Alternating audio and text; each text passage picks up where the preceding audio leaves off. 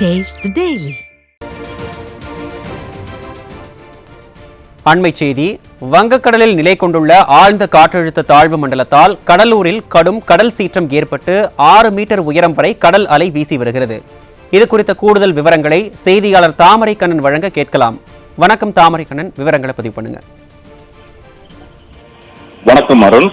வங்கக்கடலில் காற்றழுத்த தாழ்வு மண்டலம் இன்று புயலாக மாற வாய்ப்புள்ள நிலையில் கடலூர் மாவட்டத்தில் கடல் சீற்றம் அதிகமாக காணப்படுகிறது.